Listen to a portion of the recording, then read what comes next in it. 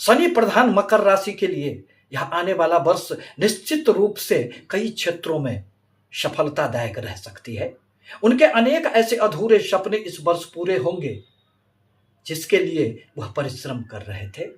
अनेक प्रकार की सफलताएं आप अर्जित कर पाएंगे। नमस्कार, मैं प्रोफेसर सतीश चंद्र झा अपने चैनल में आपका पुनः स्वागत करते हैं। प्रत्येक व्यक्तियों के मन में एक सहज जिज्ञासा जागृत होती है कि यह आने वाला वर्ष हमारे लिए कैसा रहने वाला है। इसी संबंध में आज मैं शनि प्रधान मकर राशि के लिए 2026 के वर्ष की कुछ बातों को लेकर आपके समक्ष उपस्थित हुए हैं। इस साल अनेक प्रकार की सफलताएं आपको प्राप्त होंगे, आपके पराक्रम में वृद्धि होंगे, भाग्य का भी आपको साथ मिलेगा। विदेशों से संबंधित अनेक प्रकार की खुशियां आपको प्राप्त होंगे। इंपोर्ट एक्सपोर्ट से जुड़े हुए लोगों के लिए यह साल उन्नति का रहेगा। इस वर्ष नौकरी में उन्नति एवं प्रमोशन की निश्चित रूप से संभावनाएं बन रही है। व्यापारियों को अपने कार्य विस्तार में सफलताएं मिलेगी।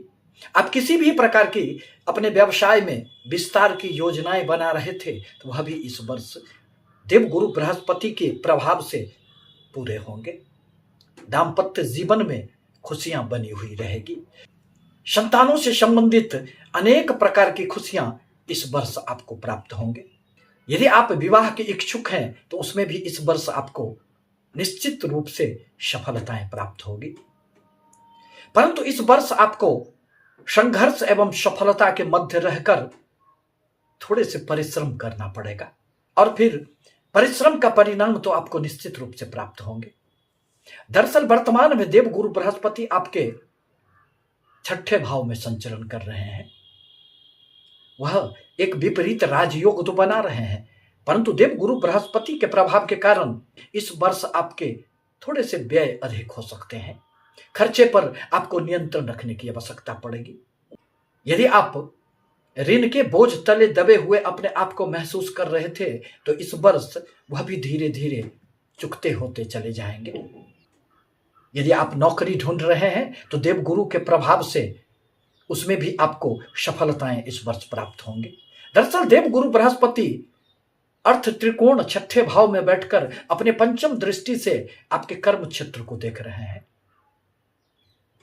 परिणामतः आपके कर्म में, आपके नौकरी में खूब सफलताएं देने का कार्य करेंगे।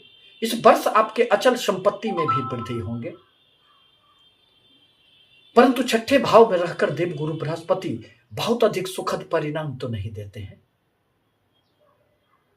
देवगुरु बृहस्पति 2 जून से अक्टूबर तक की जो एक अवधि है उसमें वह आपके 7वें भाव में गोचर करेंगे। फिर वही अवधि ऐसी होगी जिसमें आपके व्यापारिक जीवन में अनेक प्रकार के सफलताएं प्राप्त होगी। दाम्पत्य जीवन में भी खुशियां आएंगे। आपके आत्मविश्वास में खूब वृद्धि होंगे, क्योंकि देवगुरु बृहस्पति का 7वें स्थान में उच्चगत स्थिति और उनकी पंचम दृष्टि का आपके लाभ भाव पर पड़ना यह स्पष्ट संकेत कर रहा है कि आपके अनेक ऐसी धन से संबंधित इच्छाएं पूरी होगी जिसके लिए आप हमेशा से प्रयासरत थे। आय के कुछ अतिरिक्त स्रोत भी बनेंगे।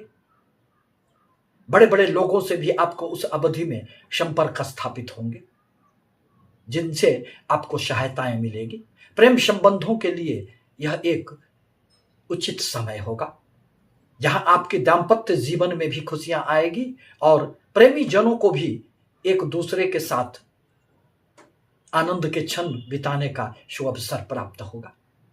आपके आत्मविश्वास में इस अवधि में खूब वृद्धि होंगी। पुनः देवगुरु बृहस्पति अक्टूबर से साल के अंत तक आपके 8वें भाव में गोचर करेंगे। परिणामतः आकस्मिक लाभ तो होंगे, परंतु उस अवधि में आपको अपने स्वास्थ्य पर ध्यान रखने की आवश्यकता पड़ेगी।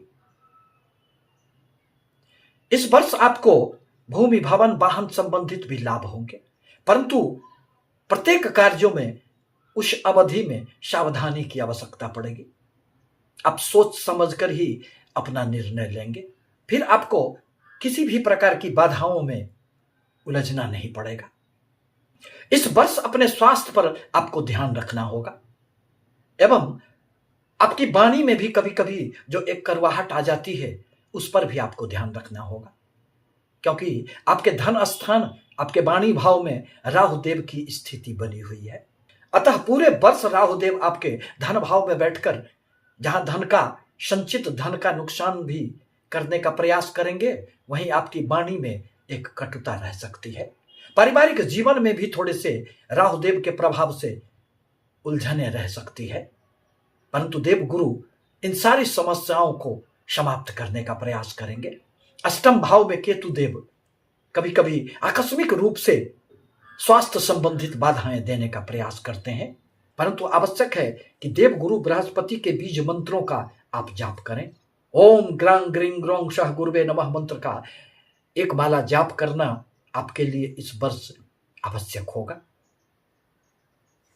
आपसे निवेदन है कि यदि हमारी बातें थोड़ी सी भी आपके लिए उपयोगी हो तो हमारे चैनल को लाइक करें, सब्सक्राइब करें, शेयर करें, ताकि मैं अपने विचारों से आपको सतत अवगत कराता रहूं। धन्यवाद।